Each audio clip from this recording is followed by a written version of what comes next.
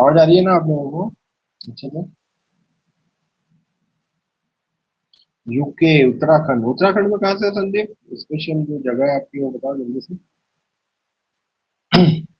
आवाज तो आ रही है।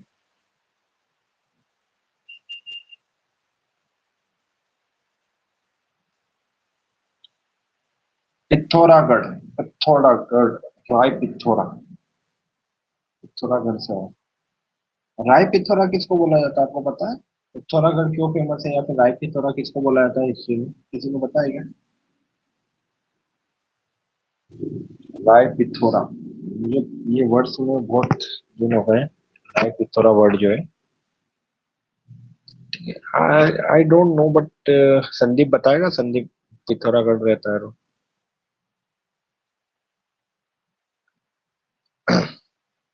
चलिए, संदीप पता है या नहीं पता है? नहीं पता है तो बता दो, फिर अपन स्टार्ट करते हैं आज का जो लेक्चर है।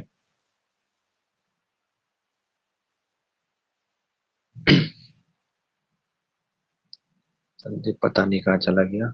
ठीक है, स्टार्ट करते हैं। पिथौरागढ़ छोटा कश्मीर बोलते हैं, ठीक है। पता नहीं, मैं कंफ्यूज हूँ। पिथौरागढ़ को छोटा कश्मीर बोलते हैं, चलो मुझे आज पता चला। कभी घूमने जाऊंगा तो पिथौरागढ़ जाऊंगा जरूर। अ, जो आपका राय पिथौरा बोला जाता है, आई थिंक, मैं कंफ्यूज हूँ, कंफर्म नहीं हूँ। मुझे लगता है पृथ्वीराज चौहान जो थे थर्ड, उनको राय पिथौरा बोला जाता था, है ना? अब पता नहीं क्यों बोला जाता था, मैं भूल गया हूँ, मैंने बहुत पहले पढ़ा था। तो शायद उनको बोला जाता था, अभी एक बार अपन देख लेंगे। ठीक है। चलिए, मुझे लगता है सभी लोग आ चुके हैं, जितने आने थे, या फिर और भी आएंगे तो आ जाएंगे। आज का जो टॉपिक है, भारत की आधिकारिक भाषा है। देखो, हमने लास्ट टाइम जब पढ़ा था, भारत की क्लासिकल लैंग्वेज जो थी, शास्त्रीय लैंग्वेज, वो पढ़ी थी हमने। तो चलो कमेंट में जल्दी से बता दो कि कल जो हमने भारत की शास्त्रीय लैंग्वेजेस पढ़ी थी, तो भारत के पास टोटल कितनी शास्त्रीय लैंग्वेजेस हैं, वो जल्दी से बता दो। कि भारत के पास शास्त्रीय लैंग्वेज जो हमने कल पढ़ी थी, वो टोटल कितनी? ठीक है। Parul, very good Parul, 6 and 11, very good. Manisha 11 है ना? पारुल वेरी गुड, पहले 6 थी और बाद में बढ़ते बढ़ते वो 11 हो गई है। तो चलो, अच्छी बात है, आपको कल की एक चीज तो याद रही। ठीक है। अब हम आज जो बात कर रहे हैं वो 11, रंजीत 11 लिखना है वहां पे ना, मनीषा, ठीक है। Very good. आज हम बात करें भारत की ऑफिशियल लैंग्वेजेस कितनी है ना? मैंने कल भी आपको बताया था अनुसूचित जातियां क्या होती है और शास्त्रीय भाषाएं क्या होती है, तो उनमें डिफरेंस मैंने बताया था, है ना? तो आज अपन पढ़ेंगे आधिकारिक भाषाएं जो है भारत की, वो। पारुल बोल रही है सर, दो भाषा आधिकारिक, आधिकारिक भाषाएं दो नहीं है पारुल, है ना? राजभाषा अलग चीज होती है और ऑफिशियल भाषाएं अलग होती है। तो आज ऑफिशियल अपन देखते हैं कि कितनी भाषाएं होती है, ठीक है? तो उसके बारे में पढ़ लेते हैं। एक इंट्रोडक्शन देख लेते हैं कि भारत विभिन्न जो है जाति, संस्कृति, परंपराओं, भाषाओं वाला एक लोकतांत्रिक देश है, जो कि हमारी विशेषता है और हम इससे बहुत प्यार करते हैं। भारत के लोगों में विभिन्न समूहों के बीच में बोली जाने वाली भाषाओं की एक बड़ी सूची है, विविध सूची है। भारत में भाषा के बारे में ये भी कहा जाता है कि भारत की भाषाएं पानी की तरह हर कुछ किलोमीटर पर बदल जाती है, जो कि सच है। जैसे कि मैं जिस एरिया में रहता हूँ, मालवा, उज्जैन के पास वाला एरिया, जहाँ पे मालवी बोली जाती है, अगर मैं 100 से 150 किलोमीटर दूर चला जाऊँ तो मुझे गुजरात मिल जाएगा, तो वहां पे गुजराती बोली जाती है। अगर किसकी आवाज आ रही है? पारुल। सर बोलो। सर आपकी आवाज तो हमारी जैसी है। ये तो मैं आपको पढ़ा रहा हूँ ना, तो आपको ऐसा लग रहा है कि मेरे जो होम टाउन है, मेरे दोस्त वगैरह है, वहां पे मेरी लैंग्वेज अलग है, समझे? सर आपकी रियल रियल लैंग्वेज बोल के बताओ ना, हमें भी तो समझे। रियल लैंग्वेज, ठीक है, चलो मेरे को बीच में कहीं लगेगा तो मैं बोल दूंगा, है ना? मालवी बोलते हैं हम लोग यहाँ पे। तो अगर कोई ऐसी ऐसी कोई लाइन वाइन आएगी तो मैं आपको मालवी बोल के बता दूंगा, है ना?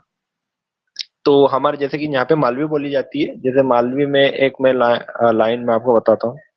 अगर कोई होगी तो मैं बता दूंगा, है ना? अभी एकदम ऐसा बोलूंगा तो अजीब लगेगा। फिर हम अगर साउथ की तरफ जाए तो आपको गुजराती देखने को मिल जाएगी, 100-150 किलोमीटर में। अगर और दूर जाए तो आपको भीली लैंग्वेज जो मिलती है अलीराजपुर, झाबुआ वगैरह वाले एरिया में। अगर आप राजस्थान की तरफ अगर मैं चला गया, तो उदयपुर और चित्तौड़ वाले एरिया में मेवाड़ी भाषा देखने को मिलती है, जो राजस्थानी भाषा जिसे हम बोलते हैं। तो ऐसा मतलब कि भारत की भाषा पानी की तरह कुछ किलोमीटर पर बदल जाती है। इसमें कोई आश्चर्य नहीं, यह हर दृष्टि से सत्य है, ठीक है? तो ये आपको समझिए। हमारे यहाँ पे कौन सी कुमायूं भाषा बोली जाती है, वेरी गुड, है ना संदीप, यहाँ पे कुमायूं भाषा जो है लोकल लेवल पे बोली जाती है। तो 28 राज्य और 8 केंद्र शासित प्रदेशों वाले राज्यों का संघ होने के नाते भारत में विभिन्न प्रकार की भाषाएं हैं जो हर किलोमीटर पर बदलती रहती है। और संविधान की शुरुआत से ही राष्ट्रभाषा के मुद्दे पर कई बार बहस होती रही है। संदीप कुमायूं बोलेगा एक दिन बुलवाएंगे सबसे, अपनी अपनी लोकल लैंग्वेज बुलाएंगे अपन, है ना। हालांकि भारत की कोई राष्ट्रीय भाषा नहीं है ना, ये याद रखना बेटा, है ना आप लोग, ये भारत की कोई राष्ट्रीय भाषा नहीं है। There is no national language of India. और राष्ट्रभाषा और राजभाषा में अंतर होता है, जो पारुल आप बोल रहे थे ना कि सर दो भाषा है, तो राजभाषा में अंतर होता है, तो वो हम देख लेंगे। लेकिन देखो, राष्ट्रभाषा अलग होती है, राजभाषा अलग होती है, आधिकारिक भाषाएं अलग होती है, मातृभाषा अलग होती है, सारी अलग होती है। जैसे कि यहाँ पे मैं बताता हूँ, शुभांगी गायकवाड़ हाई बोल रही है, शुभांगी आप बहुत लेट हो, जल्दी आया करो थोड़ा, है ना। अब जैसे एग्जांपल लेते हैं कि मेरी जो मातृभाषा है ना वो है मालवी, मैं बोलता हूँ हिंदी, लेकिन मध्य प्रदेश की ऑफिशियल लैंग्वेज है यानी कि राजभाषा है मध्य प्रदेश की हिंदी और इंग्लिश, और हमारे देश की तो कोई राष्ट्रभाषा है ही नहीं। तो ये फर्क है कि मतलब कितनी अलग अलग लैंग्वेज की खिचड़ी के बीच में हम लोग रहते हैं।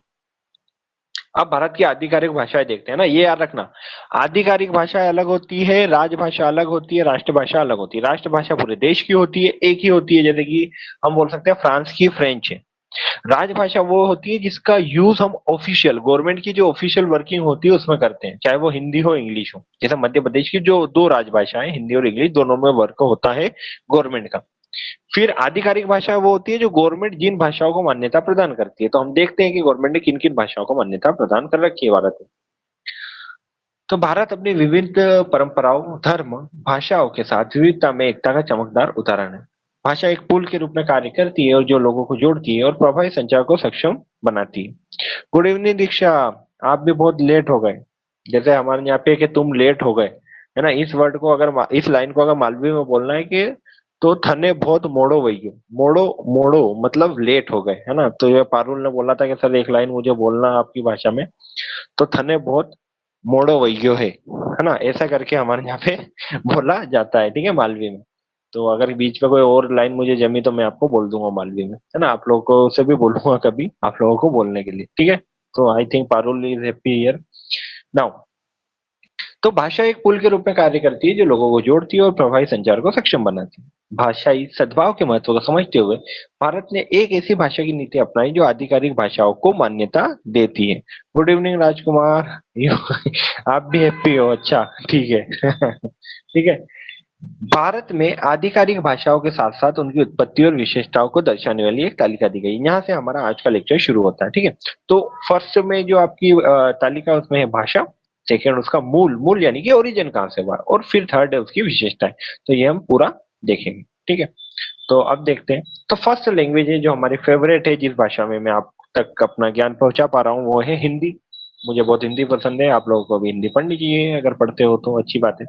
तो हिंदी जो है इंडो आर्यन भाषा संस्कृत से ली गई है ना। मैंने कल बताया था संस्कृत है कल क्लासिकल लैंग्वेज है। इस लैंग्वेज से ज्यादातर भाषाएं ली गई है भारत के नॉर्थ इंडिया की जो ज्यादातर भाषा है, इसीलिए संस्कृत को माँ बोला जाता है, भाषाओं की मदर बोला जाता है, ठीक है। तो भारत में सबसे अधिक बोले जाने वाली ये भाषा है हिंदी, और पूरे देश के संचार के लिए भाषा के रूप में कार्य भी करती है, यानी कि भारत में भी बोली जाती है, पूरे देश में ये काम करती है। सर थने याद रहेगा। हाँ, ऐसे ऐसे ही बोला जाता है थोड़ा बहुत, है ना। संदीप हुमायूं लैंग्वेज में बोलना, आप जो लिखो आप हुमायूं में लिखना, है ना। नेक्स्ट है बंगाली। कौन बोल रहा है?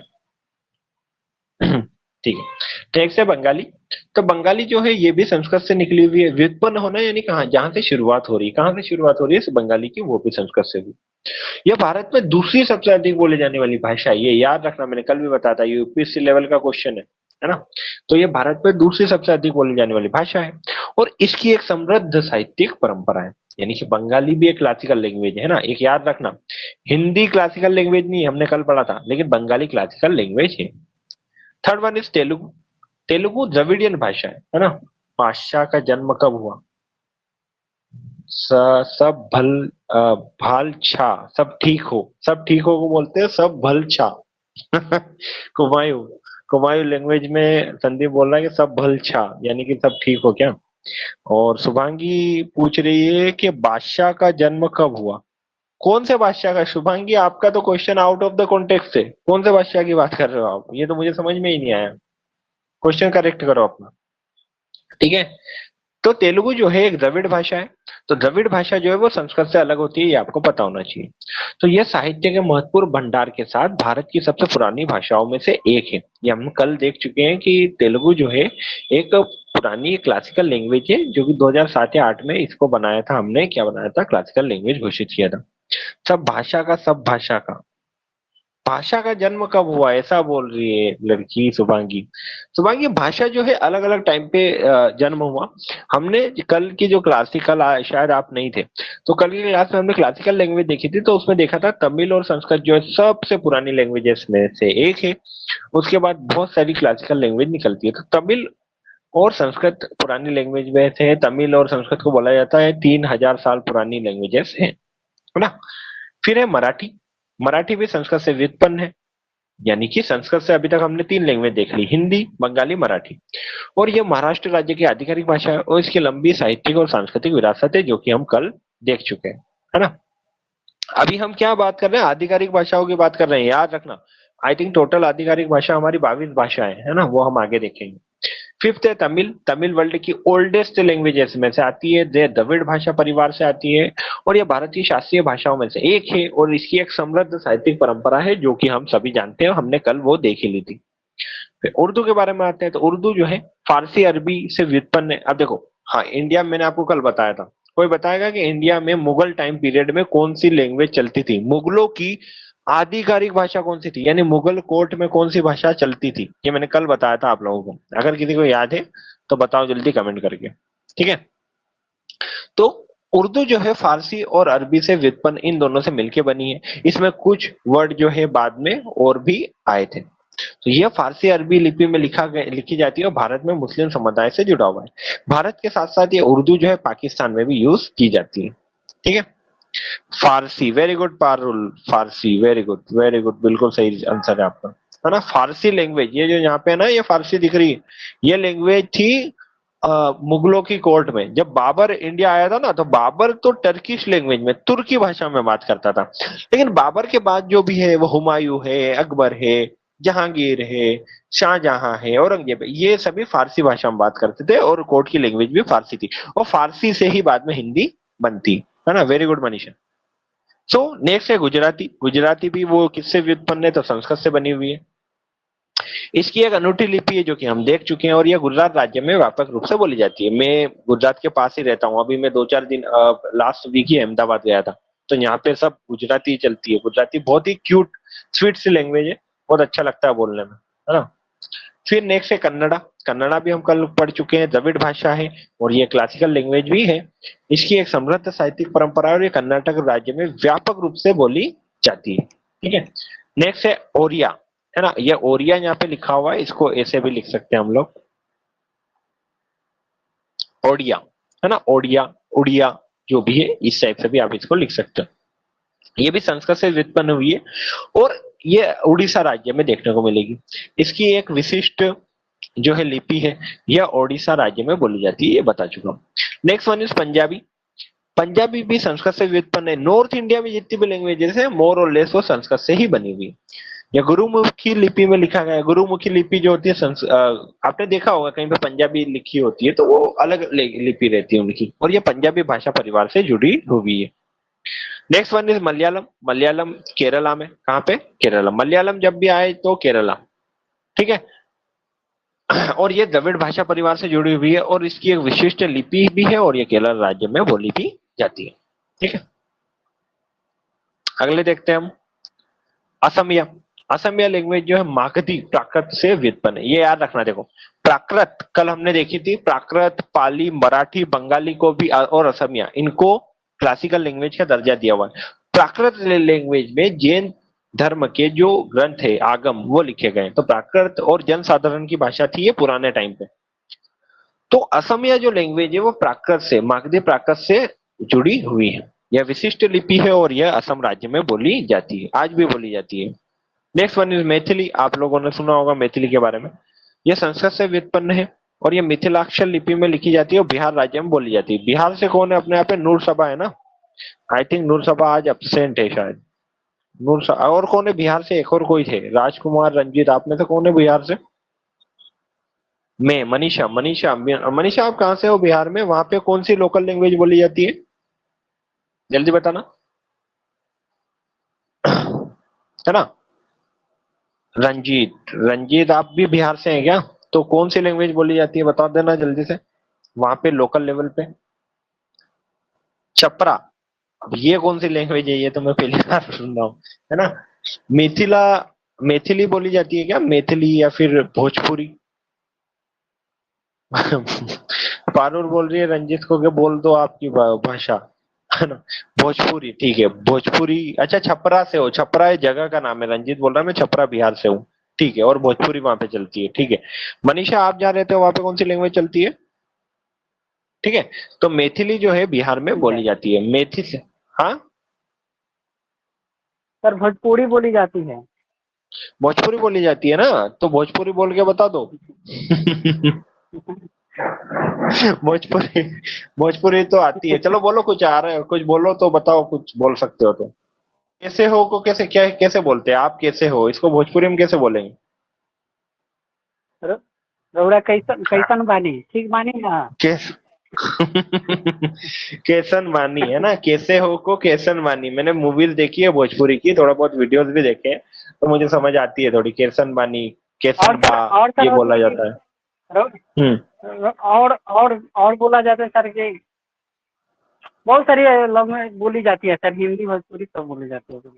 है ना भोजपुरी, लेकिन मोस्ट ऑफ द टाइम तो भोजपुरी बोली जाती है ना। ठीक बानी, संदीप बोल रहा है जी। ठीक बानी। है ना। ये मनीषा क्या लिख रही है? बाजिका। बाजिका का क्या मतलब होता है? पता नहीं। ठीक बाजिका है का लेकिन मतलब सर, हाँ, बाजिका का मतलब क्या होता है तुम्हें पता है क्या? मनीषा लिख रही है। बाजी का मतलब बाबजी बोला जाता है सर। किसको? पिताजी को बाबजी। हाँ, तो अच्छा, बाबूजी पिताजी को बोला बाबजी जाता बोला जाता है। जी। है। अच्छा अच्छा। जैसे पापा हाँ को बोला ठीक। जाता है सर। हाँ जी हमारे यहाँ पे तो पापा ही बोलते हैं। है ना। भाषा कितने जी प्रकार की जी। होती है। शुभांगी के क्वेश्चन तो अलग ही होते हैं। ठीक है रंजीत, है ना। समझ गया मैं, और कुछ बोलने का जी ओके बोलूंगा फिर सर। बाद में, है ना आपको। ओके सर, ठीक है। Thank you sir. ओके। और शुभांगी बोल रही है कि भाषा कितने प्रकार की होती है। शुभांगी, भाषा तो बहुत प्रकार की होती है ना, अलग अलग लैंग्वेजेस अलग अलग होती है। ठीक है। अपन काउंट ही नहीं कर सकते कि भाषाएं कितने प्रकार की होती है। ठीक है। तो ये तो कोई क्वेश्चन नहीं है। ये डिपेंड करता है कि आप कैसे देख रहे हो। जैसे भारत सरकार की ऑफिशियल लैंग्वेज जो अभी हम पढ़ रहे हैं वो कितनी है? 22 है। तो अभी हम 22 लैंग्वेजेस के बारे में पढ़ रहे हैं। कल हमने क्लासिकल लैंग्वेज पढ़ी थी तो वो टोटल 11 है ना। तो इस तरीके से क्वेश्चन आपका कैसा है उस पर डिपेंड करता है ना। ठीक है Shivangi, welcome. Next one is Konkani. Konkani अपने यहाँ पे कोई महाराष्ट्र से नहीं है या फिर गोवा से नहीं है, नहीं तो वो कोंकणी लैंग्वेज बोलता है। तो कोंकणी लैंग्वेज भी जो है प्राकृत से व्युत्पन्न है, प्राकृत से बनी हुई है। जैसे अभी हमने देखा था असमिया लैंग्वेज भी प्राकृत से बनी हुई है, इसी प्रकार कोंकणी भी प्राकृत से बनी है। यह लिपियां, इसकी बहुत सारी लिपियां गोवा और कर्नाटक के तटीय क्षेत्रों में बोली जाती है। मैं जब गोवा गया था तब वहां पे मैंने देखा था कोंकणी लैंग्वेज को बहुत यूज किया जाता है ना। हालांकि मेरे को नहीं आती है समझ में, लेकिन हाँ वहां पे गोवा महाराष्ट्र वाले एरिया में, कोंकण एरिया में बोली जाती है। Next one is Nepali. तो नेपाली जो है इंडो आर्यन भाषा संस्कृत से ली गई है। ये भी, यह देवनागरी लिपि में लिखी गई है। कौन सी लिपि में? देवनागरी, जो हिंदी लिखी जाती है वैसे ही हिंदी भी देवनागरी में लिखी जाती है। और सिक्किम राज्य की आधिकारिक भाषा है। याद रखना, नेपाली सिक्किम राज्य की, इंडिया का राज्य है सिक्किम, उसकी एक आधिकारिक भाषा। नेपाली भाषा इंडिया में यूज की जाती है बहुत। नेपाल के लोग इंडिया में जॉब भी करते हैं, आपको पता होगा। नेपाल के साथ हमारा रोटी बेटी का संबंध बोला जाता है। इंडिया की आर्मी में नेपाली लोग वर्क करते हैं, ये आपको पता होना चाहिए। तो नेपाली इसीलिए हमारी एक आधिकारिक भाषा है। आप सर बहुत, पारुल आगे क्या बोला उसमें कुछ समझ में नहीं आया। ठीक है। संदीप बोला थोड़ी समझ आती है। संदीप क्या सर, समझ में आती है आपको नेपाली? हाँ सर पारुल बोलो। ये कोंकणी लैंग्वेज कैसे बोलते हैं वो बताओ हमें। तो मैं, मेरे को कैसे पता होगा? मैं कोंकणी नहीं बोलता हूँ। मैं एक्चुअली मैं वहां गया था गोवा घूमने, तो मैंने सुनी थी, बट मुझे नहीं आती कोंकणी। ठीक है। ऐसे मुझे सारी लैंग्वेज नहीं आती, मुझे मालवी आती है, इंग्लिश आती है, हिंदी आती है, बस तीन। थोड़ी बहुत गुजराती और मराठी में बोल लेता हूँ, मतलब बोल नहीं लेता हूँ, समझ लेता हूँ बस। ठीक है, तो आगे बढ़ते हैं। नेपाली हो गई। नेपाली हमारे इंडिया में क्यों है मैं आपको बता चुका हूँ। नेपाल के साथ हमारा रोटी बेटी का संबंध माना जाता है। नेपाल से हमारे जो रिलेशन है बहुत अच्छे हैं। इंडिया में नेपाली लोग बहुत जॉब भी करते हैं। इवन मेरे कुछ फ्रेंड्स भी हैं जो नेपाल से हैं, जिनके मतलब मम्मी पापा नेपाल से हैं। तो वो लोग उनके मम्मी पापा यहाँ पे जॉब करते हैं इंडिया में। तो इंडियन गवर्नमेंट नेपाली और भूटानी लोगों को इंडिया में आके जॉब करने देती है। तो इसलिए नेपाली लैंग्वेज भी हमारी एक आधिकारिक भाषा है और सिक्किम राज्य में भी ये यूज होती है। Next one is Bodo. Bodo Dogri जो है असम में बोली जाती है और ये तिब्बती बर्मन भाषा है। तिब्बती बर्मन भाषा यानी ये तिब्बत से आई है, जो चाइना वाला एरिया है वहां से आई है। और ये बोडो समुदाय द्वारा बोली जाती है। बोडो क्या है? बोडो एक ट्राइब का नाम है, असम में ये सिचुएटेड है। बोडो और डोगरी। डोगरी जो भाषा है ये जम्मू कश्मीर में बोली जाती है, जम्मू क्षेत्र में बोली जाती है। जम्मू क्षेत्र आपको पता होगा कश्मीर के नीचे वाला एरिया है, उसको जम्मू बोला जाता है। और ये संस्कृत से निकली हुई एक लैंग्वेज है। बहुत तेज बारिश हो रही है हमारे यहाँ पे, पता नहीं इतना पानी आ कहाँ से रहा है। ठीक है, next one is Manipuri. Manipuri आपको समझ ही गए होंगे कि मणिपुर राज्य में बोली जाती है। और ये एक बहुत सांस्कृतिक समृद्ध भाषा है, यानी बहुत पुरानी भाषा है। और ये तीन चीन तिब्बती भाषा है, यानी कि ये भी जिस प्रकार डोगरी सॉरी बोडो लैंग्वेज तिब्बत से निकली है, इस प्रकार मणिपुरी भी तिब्बत से निकली। और तिब्बत आप सभी लोग जानते होंगे। मेरे को सब भाषाएं नहीं आती शुभांगी, है ना, दो चार भाषाएं आती है बस, भगवान की कृपा है वो तो। ठीक है, next one is Sanskrit. Sanskrit तो आप सभी लोग जानते हैं, ये पहली इंडो आर्यन भाषा है, ये सबसे पुरानी भाषाओं में से एक है और दुनिया की सबसे पुरानी भाषाओं में एक है। और इसने कई भारतीय भाषाओं को जन्म दिया है, जो कि हम अभी देख चुके हैं, है ना। नेक्स्ट है संथाली। संथाली भाषा आटो एस्ट्रो का है, आस्ट्रो एशियाटिक है। अब संथाली भाषा मतलब संथाल लोगों द्वारा ये स्टार्ट की गई। अब संथाल क्या है? संथाल एक ट्राइब है, अगर आप लोगों को पता हो तो झारखंड वाले एरिया में संथाल एक ट्राइब है, एक जनजाति है जो जंगलों में रहती है। इसीलिए इसे आस्ट्रो एशियाटिक बोला जाता है। जब मैंने ट्राइब्स के बारे में पढ़ाया था, आपको भाषाओं के बारे में पढ़ाया था, तब मैंने बताया था कि आस्ट्रो एशियाटिक एक टाइप के लोग, एक एथनिसिटी है, एक समुदाय है जो कि जनजाति समूह है। और ये पूर्वी राज्यों में, पूर्वी भारत के राज्यों में बोला जाता है। पूर्वी भारत के राज्य यानी कि झारखंड, उड़ीसा, वेस्ट बंगाल, जहां जहां संथाल ट्राइब है, आदिवासी ट्राइब है, वहां पे। Next one is Kashmiri. Kashmiri भाषा जो है इंडो आर्यन भाषा है। ये भी इंडो आर्यन भाषा मतलब कहीं ना कहीं ये संस्कृत से रिलेटेड है। यह फारसी अरबी लिपि में लिखी गई है और कश्मीर घाटी में बोली जाती है। अब देखो, जम्मू कश्मीर में दो भाषाएं हो गई, कश्मीर में बोली जाती है कश्मीरी, और जम्मू वाले एरिया में हमने अभी देखी थी जो है डोगरी। जम्मू वाले एरिया में डोगरी बोली जाएगी और कश्मीर वाले एरिया में जो कि है वहां पे बोली जाएगी कश्मीरी। तो ये आपको समझ में आ गया। ठीक है, नेक्स्ट है सिंधी। सिंधी जो है अरबी और फारसी प्रभाव के तत्वों के साथ इंडो आर्यन भाषा है। ठीक है, और यह अरबी लिपि में लिखा गया है और सिंधी भाषी समुदाय से जुड़ा हुआ है। तो सिंधी, सिंधी कम्युनिटी, सिंधी आप लोग जानते हैं सिंध कौन सी जगह है? सिंध राज्य कहाँ पे, कोई बता सकता है? शुभांगी बोल रही है सर आप बेस्ट क्वालिटी, इसके आगे इसने कुछ नहीं लिखा। बेस्ट क्वालिटी में पढ़ाते हैं, बेस्ट क्वालिटी में नहीं पढ़ाते हैं, पता नहीं शुभांगी, आधा अधूरा लगती है लड़की है ना। थैंक यू शुभांगी, अगर आप मेरी तारीफ कर रहे हो तो थैंक यू सो मच, है ना। दीक्षा बोल रही है सर सिंधु नदी के पास सिंधी बोली जाती है। सिंधु नदी कहाँ है? कहाँ है सिंधु नदी? जम्मू कश्मीर में। कहाँ है Sindhi? Best teaching, thank you so much Shubhangi, thank you so much. बहुत अच्छा लगता है जब आप लोग ऐसे कमेंट करते हो तो, है ना। संदीप बोल रहा है कि पंजाब। नहीं बेटा, पंजाब में नहीं है। देखो मैं आपको बता देता हूँ, एक जरा सा थोड़ा सा मैप बनाना पड़ेगा मुझे, मैप ड्राइंग करनी पड़ेगी, वो बात अलग है। मुझे मैप ड्राइंग करने में मजे आते हैं, अच्छा लगता है मुझे मैप ड्रॉ करना। कौन जवाब दे रहा है? क्या यूपी? अच्छा पारुल, यूपी कुछ भी हो तो यूपी, है ना। वेरी गुड, जो नहीं आ रहा वो यूपी। ठीक है, ठीक है। अब ये देखो, ये इंडिया है और इंडिया का ये वाला जो मैंने मार्क किया है, ये वाला स्टेट कौन सा है? कोई बताएगा? जो मैंने मार्क किया वो कौन सा स्टेट है? अरे सॉरी नहीं बेटा पारुल, सॉरी नहीं बोलते, टीचर को बार बार सॉरी नहीं बोलते, आपकी गलतियों को तो सुधारना है मुझे। मेरे सामने जितनी गलती हो कर देना, लेकिन बाहर जाके नहीं करना गलती, है ना। यहाँ पे जितनी भी गलती करना है कर दो। चलो बताओ, ये जो स्टेट मैंने मार्क किया, ये जो स्टेट बना है, ये कौन सा स्टेट है, जल्दी बता दो। एक तो आंसर नहीं देते हो आप लोग, जल्दी जल्दी आंसर होना चाहिए आपके, फटाफट। कौन सा राज्य है? फिर से बता रहा हूँ, ये वाला कौन सा राज्य है? जल्दी बताओ। केरला। पारुल बोल रही है सर केरला, केरला नहीं है पारुल, कोई और। गुजरात। Very good Manisha. पारुल आप राजस्थान रहते हो, है ना, और आपको पता नहीं कि आपके साउथ में जो राज्य है वो गुजरात है। यहाँ पे आप राजस्थान में यहाँ ऊपर रहते हो, उसके नीचे तो गुजरात है ना बेटा। वेरी गुड संदीप, दीक्षा। अरे कोई बात नहीं, ऐसे सेट नहीं होते, ठीक है। तो आपको पता है गुजरात है। गुजरात के बाद कौन सा, यहाँ पे बताओ, ये एक देश का नक्शा बनाया है मैंने, मैप बनाया है, ये कौन सा देश है जो मैंने बनाया है गुजरात के बाद? जल्दी बताओ। गुजरात के बाद मैंने एक देश बनाया है, वो कौन सा देश है? कौन सा देश है जो गुजरात, राजस्थान, पंजाब, जम्मू कश्मीर से लैंड बॉर्डर शेयर करता है? पाकिस्तान। पाकिस्तान। दीक्षा बोल रही है अफगानिस्तान। वाह दीक्षा, अफगानिस्तान को जोड़ दिया आपने गुजरात से, है ना। क्या आ जाएगा? पाकिस्तान। तो ये जो पाकिस्तान में जो गुजरात है, वो जिस स्टेट को टच करता है, ये स्टेट, इसको बोलते हैं सिंध। क्या बोलते हैं इसको? सिंध। ठीक है, तो ये है सिंध।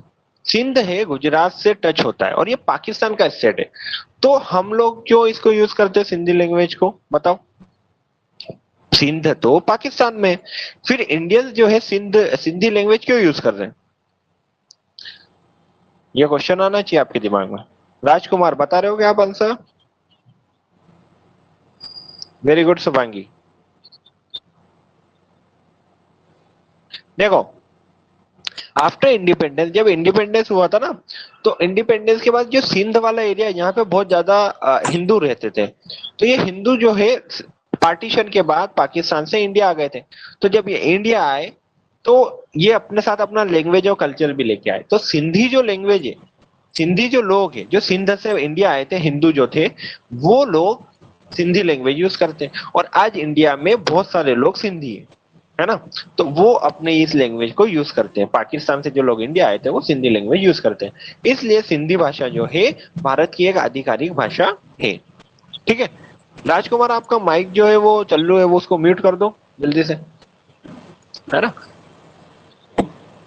ठीक है, तो ये सिंधी भाषा वहां पे यूज होती है। आप लोग सिंधी लोगों को जानते होंगे। सिंधी लोग जो है आपने मूवीज वगैरह में देखे होंगे, जो वड़ी साई करके बोलते हैं ना, जो बहुत बड़ी बिजनेस कम्युनिटी है सिंधी की, है ना। इंडिया में सिंधी लोग जो होते हैं, ये भगवान झूलेलाल को पूजते हैं, है ना। भगवान झूलेलाल इनके आराध्य देव होते हैं। ठीक है, मेरे एरिया में बहुत है। राजकुमार, आप आई थिंक वो आप बिहार वगैरह से हो, है ना, तो आप उधर नहीं है। जैसे मैं एमपी में हूँ, तो यहाँ पे जो है, यहाँ पे बहुत ज्यादा सिंधी है। जिस एरिया में मैं रहता हूँ ना, तो वहाँ पे बहुत सिंधी कम्युनिटी है। और सिंधी कम्युनिटी जो है, बिल्कुल जैसे जैन कम्युनिटी होती है, उस तरीके से ये बहुत ज्यादा बिजनेस माइंडेड लोग है, मतलब बिजनेस में बहुत ज्यादा इनका इन्वॉल्वमेंट है। ठीक है, तो ये सिंधी इसलिए हम यूज करते हैं। फिर से देख लो, सिंधी जो है, क्योंकि पाकिस्तान वाले एरिया से आए हैं, तो अरबी और फारसी तत्वों के साथ ये इंडो आर्यन भाषा है। रेड सिंधी गए भी होते हैं। अरे लाल सिंधी संदीप बोल रहा है कि लाल सिंधी तो गाय होती है। हाँ सिंध, हाँ वो क्योंकि सिंध एरिया से वो गाय आई हुई है, इसलिए उसको लाल सिंधी बोला जाता है ना। और अरबी लिपि में लिखी गई है लैंग्वेज। और सिंधी भाषी कौन है? जो सिंध प्रोविंस पाकिस्तान से इंडिया आए हैं। हाँ, सिंधी समाज है शुभांगी, है ना। फिर हम देखते हैं उर्दू। उर्दू हम देख चुके हैं जम्मू कश्मीर वाले एरिया में, और इंडिया के जो हैदराबाद वाला एरिया, वहां पे भी यूज होती है। ये फारसी और अरबी से बनी हुई है, और इसे फारसी और अरबी लिपि में लिखा गया।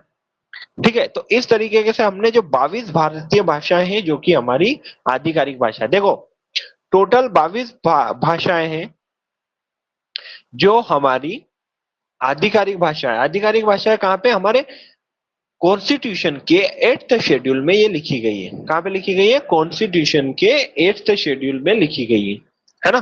तो इसलिए ये लैंग्वेज हम यूज करते हैं आधिकारिक भाषा। ये मतलब, इसका कहने का मतलब ये है, देखो आधिकारिक भाषा होने का मतलब क्या है, थोड़ा हम नीचे देख लेते हैं, तो शायद आपको महत्व में आपको पता चल जाएगा कि आधिकारिक भाषा होती क्या है।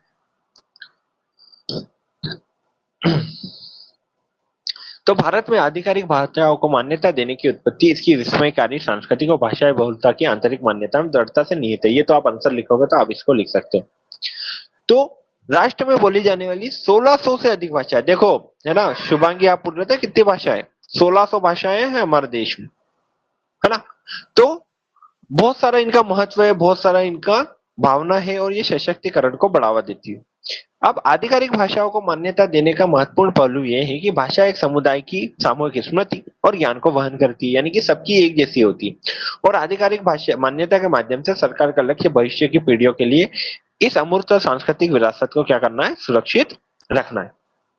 भारत में भाषा नीति भी समावेशता को बढ़ाती है।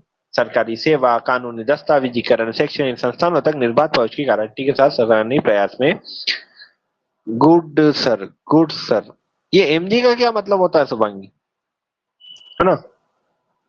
कई भाषाओं को परिश्रम पूर्वक मान्यता देती है और आधिकारिक दर्जा देती है। ये कोई इतना इंपॉर्टेंट नहीं है, मैं आपको जो बता दूंगा जो इंपॉर्टेंट होता है।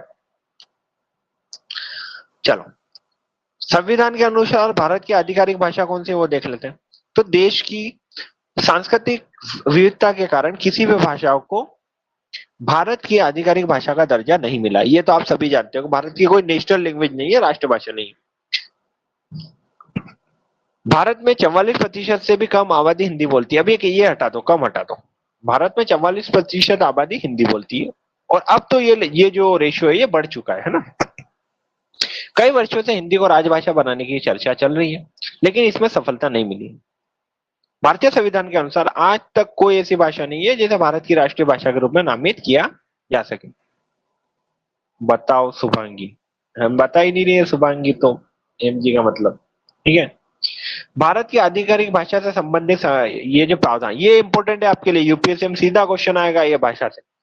कौन सा जो आर्टिकल है भारतीय भाषाओं का वो राष्ट्रभाषा के बारे में बात करता है, तो वो देख लो कौन सा है। तो भारतीय संविधान के अनुच्छेद 343 फर्स्ट, इसमें कहा गया है कि देवनागरी में लिखी गई हिंदी संघ की आधिकारिक भाषा होगी। कौन सी भाषा होगी, संघ की आधिकारिक हिंदी। ये आधिकारिक भाषा है, राष्ट्रभाषा नहीं है। आधिकारिक यानी कि ऑफिशियल लैंग्वेज।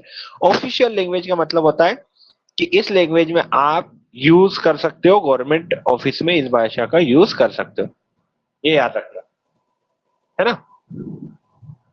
संघ के सभी आधिकारिक उद्देश्यों के लिए भारतीय अंगों के अंतरराष्ट्रीय संस्करण का उपयोग किया जाएगा। भारतीय अंग के अंतरराष्ट्रीय संस्करण, भारतीय अंग कौन से होते हैं, भारतीय अंग ये होते हैं, ये याद रखना। ये 1, 2, 3, 4, 5, 6, है ना, इस तरीके से कुछ होता है। ये ऐसा 7, 8 ऐसा होता है, फिर ये ऐसा 9 होता है। इस टाइप के आपने अगर पहले के अंक देखे हो, जो आपके बड़े बुजुर्ग है वो इस टाइप से 1, 2, 3 लिखते हैं ना। मुझे भी पूरा याद नहीं है, बचपन में याद था मुझे, ठीक है। तो इनके जो इंटरनेशनल रूप है उनका यूज किया। अब इनका इंटरनेशनल रूप क्या है, इंटरनेशनल रूप वही है 1, 2, 3 जो आप लोग लिखते हैं। तो ये भाषा हम अंकों के लिए यूज करते हैं, है ना। हिंदी गिनती बोलते हैं इसको, है ना। भारतीय संसद और सरकारी कार्यालयों के आधिकारिक कार्यों के लिए कौन कौन सी भाषा है, ये देखो। संसद में सिर्फ 2 भाषा का यूज है। हमारी भारतीय संसद जो है दिल्ली में होती है, उसमें सिर्फ 2 भाषाओं की अनुमति है, एक है हिंदी और दूसरी है अंग्रेजी, ये याद रखना। पूरे देश में अंग्रेजी का उपयोग आधिकारिक उद्देश्यों के लिए किया जा सकता है, यानी कि पूरे देश में इंग्लिश यूज होती है आज भी। इसमें विधायी कार्रवाई, केंद्र सरकार और राज्य सरकार के बीच पत्राचार और कानूनी प्रक्रियाएं शामिल है। हिंदी एंड इंग्लिश याद रखना। पूरे देश में अगर कोई भाषा यूज होती है तो वो हिंदी और इंग्लिश होती है, फिर भी ये नेशनल लैंग्वेज नहीं है।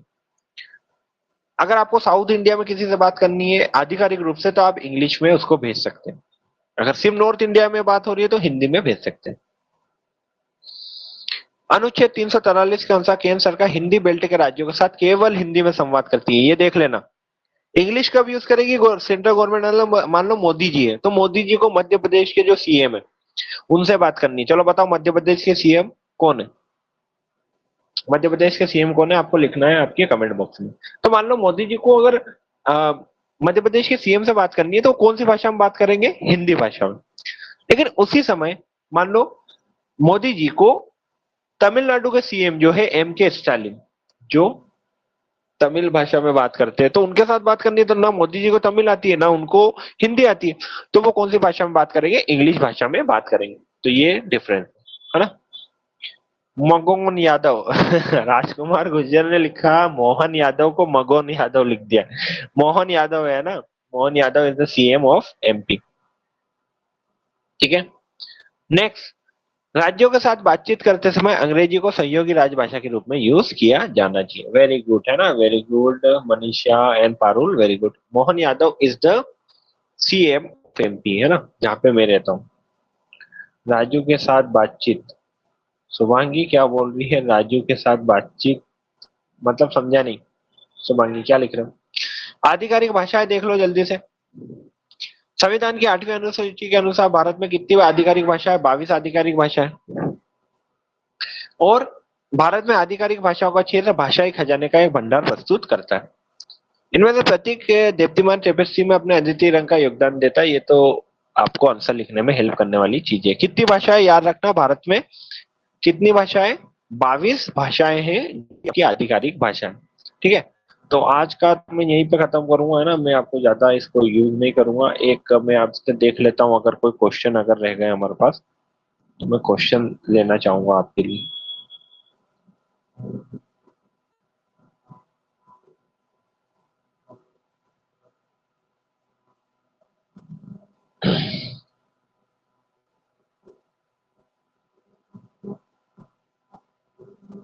चलो हम 2-4 क्वेश्चन देख लेते हैं। तो फर्स्ट क्वेश्चन इज,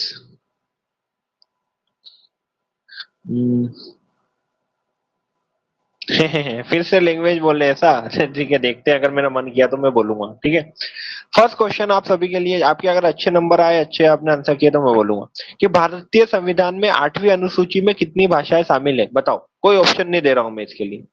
भारत की 8वीं अनुसूची में कितनी आधिकारिक भाषाएं दे रखी है?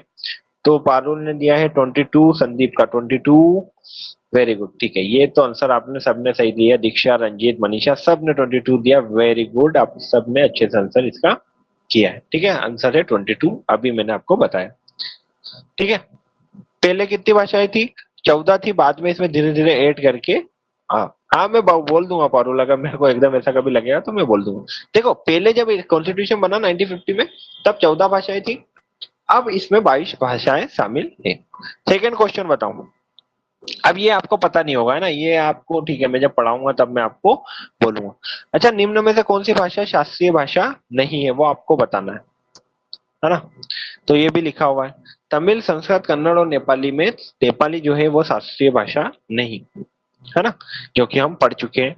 तमिल सबसे पहले कौन सी लैंग्वेज, इन चारों में से बताओ कि सबसे पहले कौन सी लैंग्वेज जो बनी थी, शास्त्रीय भाषा बनी थी, ये हम कल पढ़ चुके हैं है ना, कल हमने पढ़ा था।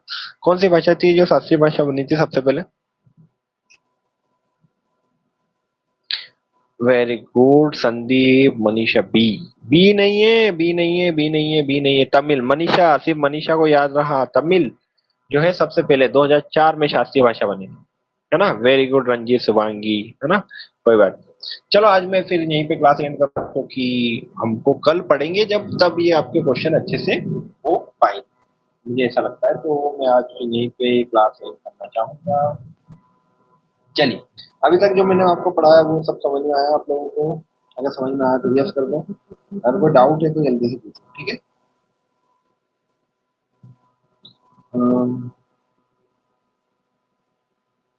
Thank you Shubhangi, thank you for your compliment. अच्छा लगता है आप लोग तारीफ करते हो तो है ना, मुझे भी लगता है कि मैं बहुत अच्छा काम कर रहा हूँ। ठीक है दीक्षा, ठीक है, समझ में आ गया दीक्षा को, संदीप को समझ में आ गया। शुभांगी थैंक यू बोल रही है, thank you Manisha, thank you Manisha, thank you Parul, thank you so much.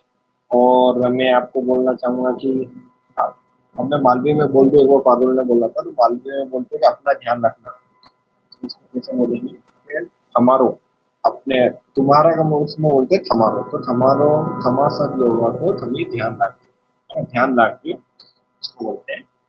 तो ध्यान रखना अपना अपना सब लोग, बारिश आ रही है ध्यान रखना, और पढ़ाई करते रहना। और रंजीत कल संडे है तो क्लास तो नहीं होगी, कल संडे की क्लास होगी। ठीक है, और ये जो वीडियो है ये रिकॉर्डेड है, तो आप रिकॉर्डेड देख सकते हो। साथ में टेक्निकल ऐप से जाके आप लोग ये वीडियो भी मिल जाएगी आप लोगों को, ठीक है। Okay, thank you everyone, thank you so much. आप लोग ऐसे ही पढ़ते रहो और ऐसे ही क्लास में आते रहो। बाय।